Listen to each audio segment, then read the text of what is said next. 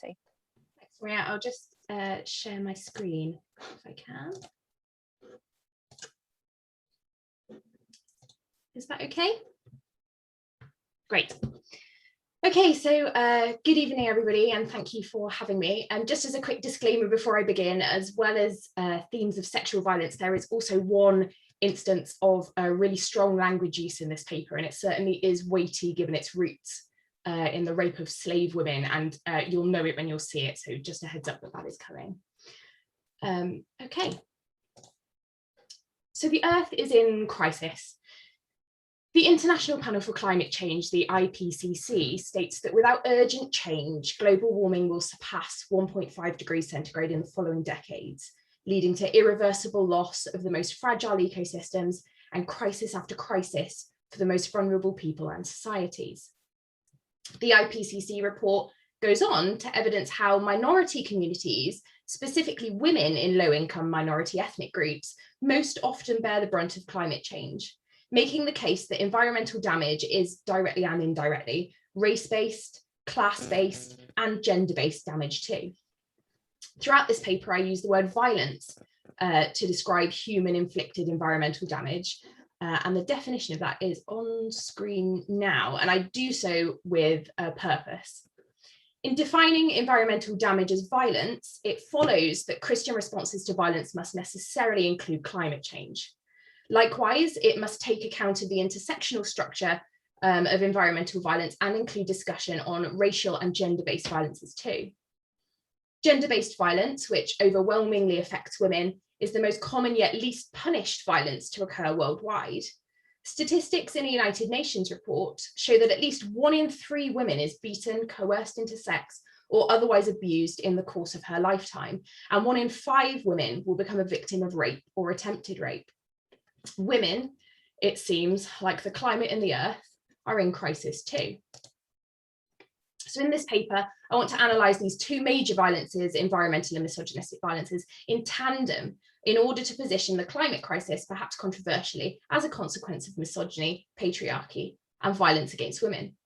In the first section of this paper, I'll engage with eco-feminist and post-colonial analyses of environmental violence as sexual violence, arguing that the metaphorical feminization of places extends the reach of misogynistic violence past human beings to Mother Earth herself.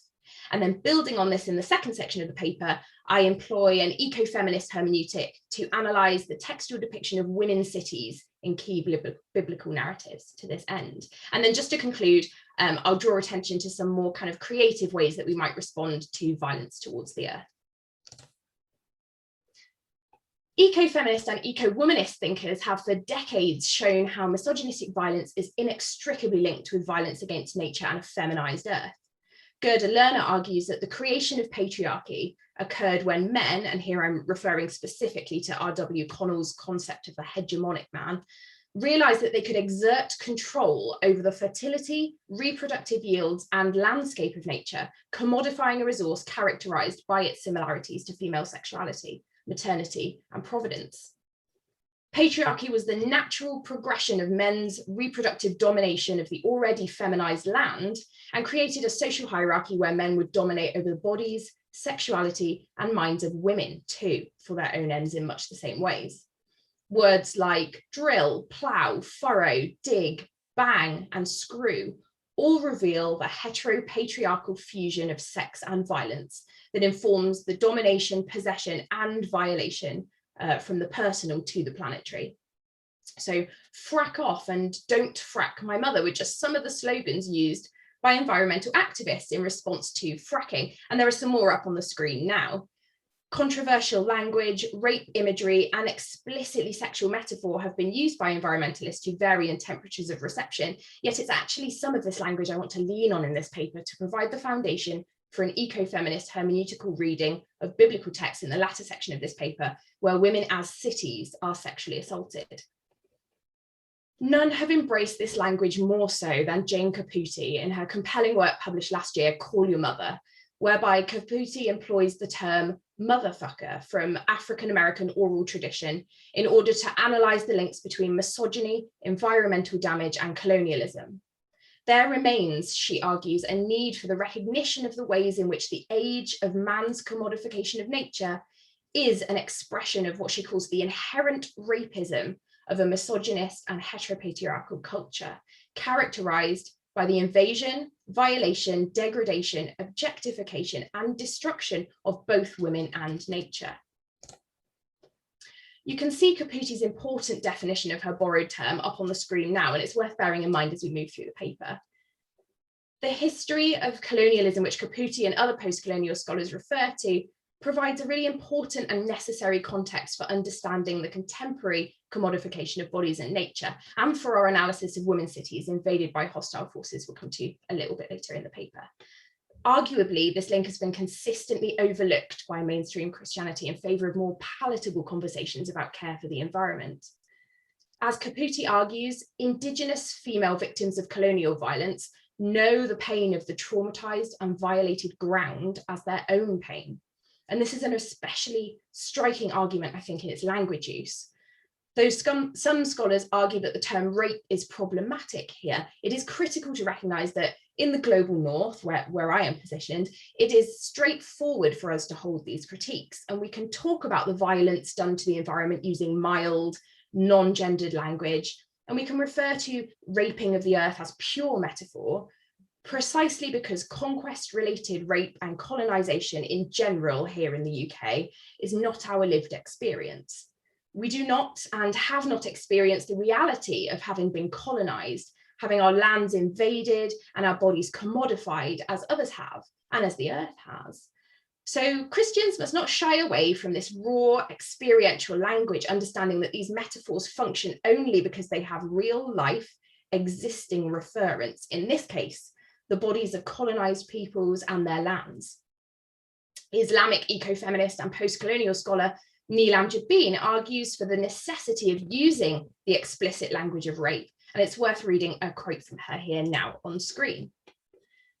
Jabin argues that hegemonic masculinity has a similar sense of authority over land and women, where every virgin piece of fertile land is thought waiting to be husbanded. And so using sexualized language thus prevents us from silencing the women that invasive misogyny and environmental damage affects the most. This intersection between the climate crisis and misogyny in the context of colonialism exists because both women and lands produce members of ethnic groups, both physically and politically. And so the control of bodies of lands and bodies of women is central to national polities. In other words, because women, through their inherent sexuality, demarcate the differences among nations by giving birth to members of those nations, just as lands do in a political way, women literally and symbolically designate the porous frontiers, that's a quote, porous frontiers through which the nation, ethnicity and culture can be penetrated. Prominent Hebrew Bible scholar Gail Yee reminds us that one horrendous way in which women literally do mark these boundaries is the systematic rape of enemy women by conquering armies. Violent sexual metaphors where women's bodies are violated and destroyed often become tropes for colonial invasion and dominance, and this gendered concept of invasion resonates loudly within the biblical texts. The trope of a woman as land is regularly referenced throughout both the Hebrew Bible and occurs in the New Testament, with sexually violent imagery used in most instances as punishments for the misbehaviours of these cities and nations, shown through their destruction by invasion by hostile forces. The space between the pornography of these texts, colonial occupations of cities and lands, and invading the earth through environmental violence are not, I think, significant conceptual gaps to bridge. And this intersection between misogyny and violent invasive behaviours on lands and bodies constitutes my ecofeminist hermeneutical lens, through which now I'll turn to the biblical text. Ezekiel 16, using language arguably as explicit as Caputi's ecofeminist rhetoric, employs the image of an adulterous, sexually promiscuous wife embodying an ungrateful and a disobedient Jerusalem. Verses 23 to 29 refer to the woman's city as spreading her legs to passers-by, seeking out sexual partners with huge genitals and engaging in insatiable prostitution with numerous nations.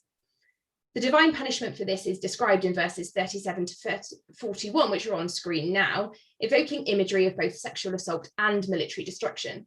And Ezekiel 23 is not dissimilar in its violence. Extracts from verses 25 to 30 suggest similar sexual punishments, mirroring a hostile military invasion for the female-embodied Jerusalem. The sexual violence of these passages is undeniably inspired by the actual destruction of the city Jerusalem, but its feminine embodiment also carries the implication or even a presupposition that this is what a promiscuous woman deserves. In a rapist culture, as Caputi would term it, the violation of a woman certainly fits the rhetoric of colonization and military invasion, as the stripping, penetration, exposure, and humiliation of a woman is analogous to siege warfare with its breaching of the wall, entrance through the gate, and plundering for the disturbingly appropriate homonym booty. Building on this, through an ecofeminist hermeneutic, we can see that this metaphor, in this metaphor, the intersection of misogyny and environmental violence. A sexually available woman abused is a bountiful city hostilely invaded, is a plentiful, fruitful, bountiful environment ravaged. The underlying assumed entitlement of patriarchy is the same. The plundering for resources to benefit men, the same. The penetrative physical violence, the same. And this argument has particular strength, I believe, considering the way in which the rape of a nation's woman has always been the spoils for men conquering lands. The natural environment is just another of many frontiers on which men have exercised the patriarchal and misogynistic sexual mastery over the feminine. The Book of Revelation depicts one of the most well-recognized women's cities in popular culture, the Whore of Babylon. Again, the woman's city Babylon's punishment is of a sadistically sexual nature, and the continuation of such tropes in diverse texts is really illustrative of the longevity and persistence of the violent feminization of cities and lands. Revelation 17:16 says they'll make her desolate and naked. They will devour her flesh and burn her up with fire. And I don't underestimate the darkly sexual nature of the word devour in this particular context. The whore's destruction is described as something to be celebrated and part of God's plan to triumph over evil. But an ecofeminist reading belies this celebration. Through this hermeneutic, a parallel can be seen between this rejoicing over a ravaged land and the veneration afforded to the relentless march of human industrial progression, which ravages lands today, between the insatiable merchants who watched the woman burn and the voracious greed of humans today for the earth's finite resources.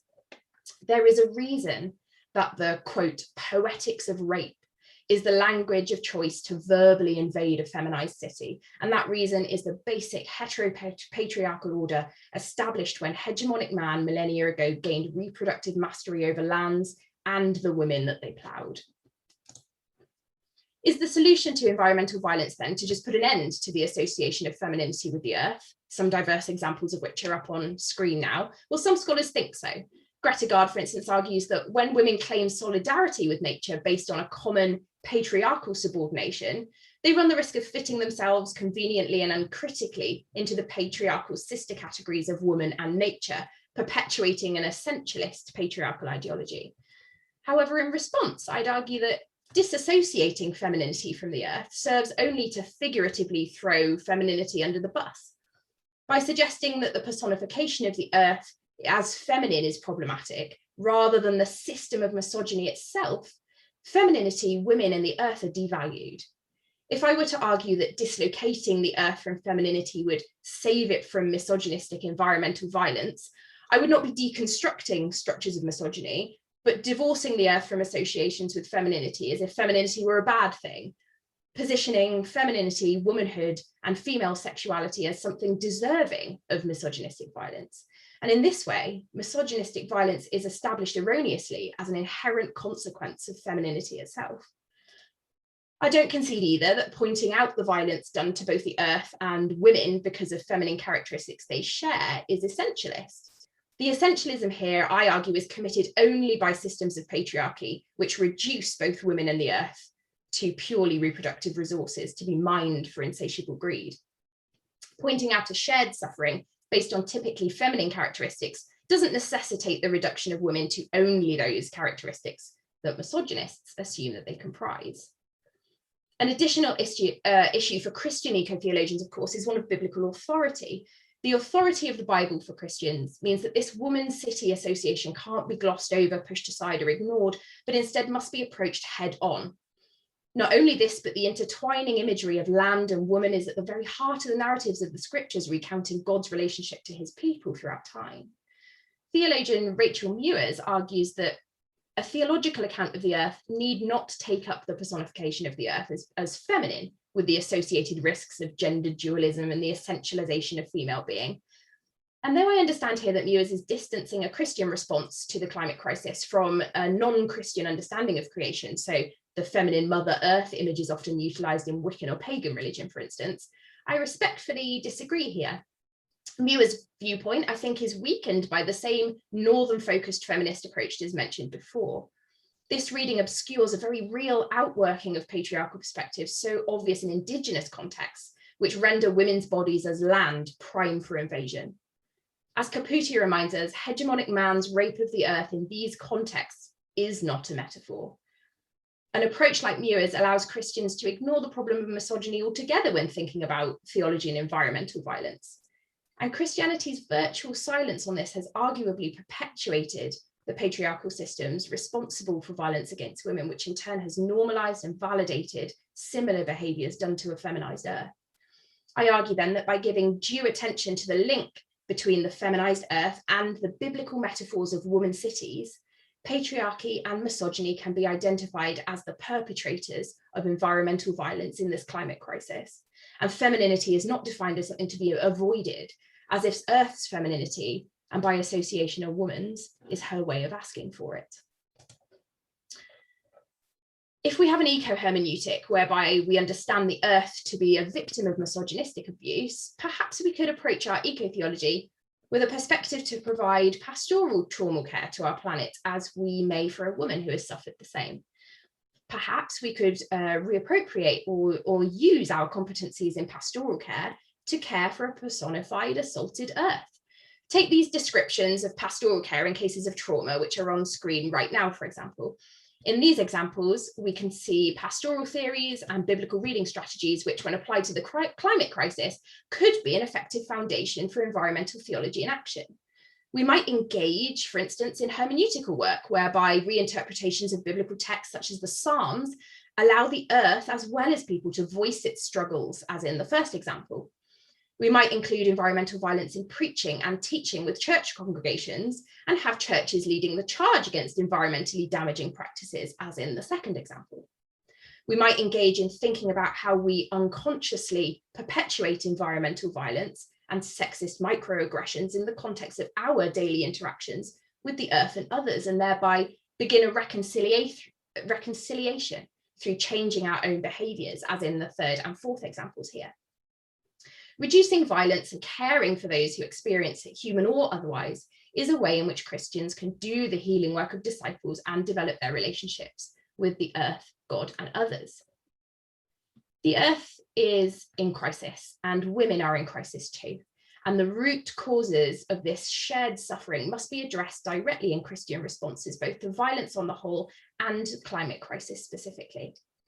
The metaphorical sexual violence done to women in the biblical texts who embody cities and lands can function, if we're not careful, to perpetuate not only gendered violence, but can also serve to legitimize subtle misogyny in the present day, resulting in an environmental violence, the raping of a feminized earth. Thank you very much. Thank you very much, Lottie.